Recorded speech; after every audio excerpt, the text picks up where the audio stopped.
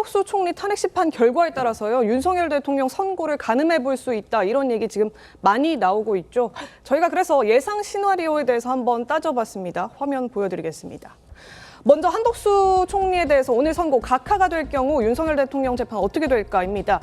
절차적 흠결, 그러니까 150석이냐 200석이냐 의결 정속수 문제로 인해서 절차적 흠결이 있다고 보고 아예 본안 판단을 하지 않는 법. 그래서 한덕수 총리가 각하가 되는 법, 이 상황이 초래될 경우 윤석열 대통령 선고의 내용과 시점을 모두 예측할 수 없다, 이런 얘기가 나옵니다. 구자람 변호사님, 이게 지금 본안 판단을 아예 하지 않는 상황인 게 저 바로 절차적 흠결에 의한 각하 결정이잖아요. 그럴 경우에 윤석열 대통령 선고에는 어떤 의미가 있을 걸로 보십니까? 본안 판단을 하지 않은 것.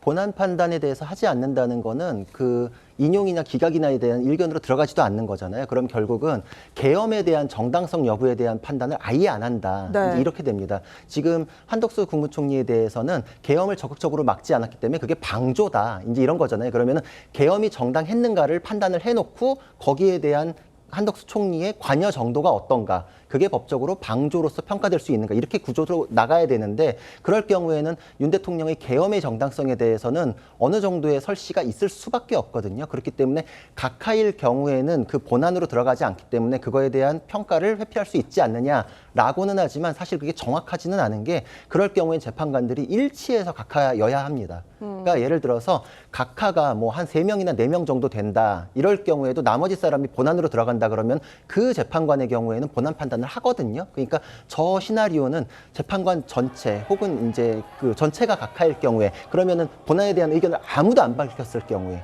그때를 상정한 경우인데, 그때는 이론적으로 본안에 대한 평가 자체가 이 판결문에는 없는 겁니다. 그럴 경우에 윤 대통령에 대해서는 어떠한 내용도 엿볼 수 있는 부분이 없기 때문에 이제 그러면 선고 시점이나 내용에 대해서 완전히 미궁으로 빠지는 것인데, 일치해서 전부 다 각하가 될 수 있을까? 거기에 대해서는 저는 좀 부정적이고 가능성이 좀 낮기 때문에 일부의 재판관만이라도 본안으로 들어가면은 그분들의 설신이 있고, 그분들이 예를 들어서 뭐 이진숙 방통위원장처럼 이렇게 4대4 딱 갈라졌을 때 그분들 중에 속해 있는 분들이 있으면 그때는 이제 그분들은 아마 정해져 있겠구나, 그분들의 의견을 알아볼 수 있는 부분들은 있겠죠.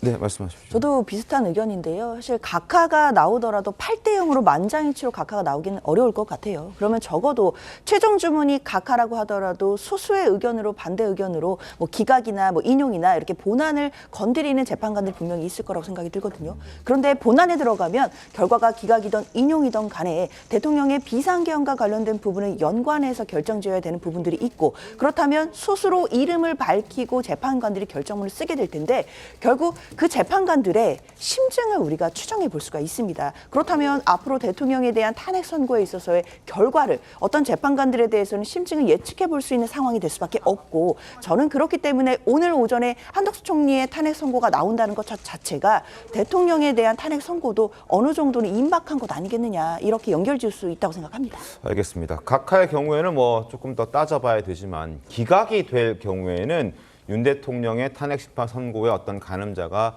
될 수 있습니다. 자, 우선 한덕수 총리의 목소리부터 확인해 보겠습니다. 내란 동조, 묵인, 방조 주장에 대하여 저는 대통령님이 어떤 계획을 갖고 계신지 사전에 알지 못하였고, 대통령이 다시 생각하시도록 최선을 다해 설득하였으며 군 동원에도 일체 관여한 사실이 없음을 다시 한번 분명히 말씀드리고 싶습니다. 통상의 국무회의와는 달랐고 또 형식적인 또 실체적인 흠결이 있었다고 생각합니다. 한평생 국민을 섬긴 사람으로서 제게 남은 꿈은 단 한 가지, 하루빨리 불합리한 혐의를 벗고 국민께 약속드린 마지막 소임을 다하는 것입니다.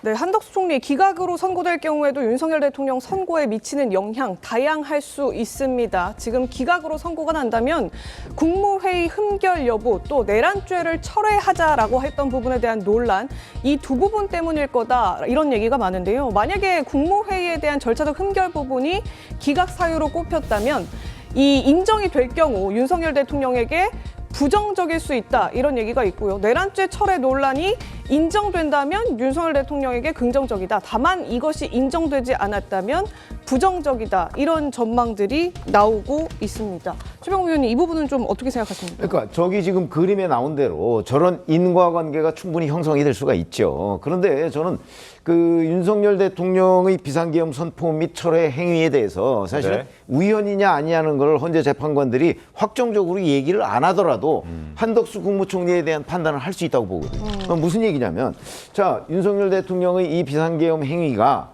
우연적이다라고 얘기를 안 하더라도 네. 한덕수 국무총리는 이른바 내란 행위라고 하는 부분에 대한 묵인 동조 뭐 이거로 지금 그 탄핵 사유가 되잖아요. 그런데 아예 묵인 동조가 있었다는 증거가 지금 없어요. 한덕수 총리 본인도 사실은 거기에 대해서 내가 막지는 못했지만 그렇다고 해서 묵인을 했거나 동조했거나 이런 건 아니다. 지금 이렇게 얘기하고 있는 거거든요. 근데 거기에 대해서 어떤 증거도 없잖아요. 그러면 내란 행위, 그러니까 그 비상계엄 선포 행위가 우연적이냐 아니냐는 걸 판단을 안 하고서라도 네. 아예 한덕수 총리는 묵인 동조가 없었기 때문에 네. 이게 어떤 것이든 간에 한덕수 총리의 요 사유는 저는 벗어날 수 있다고 보거든요. 만약에 그런 입장이라면 묵인 동조 자체가 없었다. 그러면 뭐 굳이 이거 판단을 안 해도 되는 것 아닌가. 그리고 이게 만약에 합헌이다. 윤석열 네. 대통령의 비상계엄 선포 그다음에 철회 이게 합헌이다 그러면 더 이상 말할 것도 없죠. 설령 묵인 동조가 있었다고 할지라도 한덕수 총리에 대해서 그걸로 뭐 인용을 한다든가 이런 일은 있을 수가 없잖아요. 그러니까 이거는 빼고 그러면 묵인 동조 부분에 대해서 아무도 확인할 수가 없고 오히려 한덕수 총리는 묵인 동조를 안 한 것 같은 증거들만 많이 있는데 그걸 어떻게 그 본안 판결을 한다는 거죠? 그래서 저는 법률적으로만 봐도 별 관련이 없는 것 아닌가. 한덕수 총리의 이 탄핵 선고 문제하고 이게 윤석열 대통령의 그 탄핵 선고 문제의 가늠자가 된다? 그거는 두 개 다 뭐 우연적이다라고 판단을 할 때 그런 것이지 한덕수 총리는 지금 내란 행위에 대해서 동조한 흔적이 전혀 없습니다. 그렇기 때문에 동조 안 했다는 걸로 저는 충분히 기각할 수 있다고 봅니다.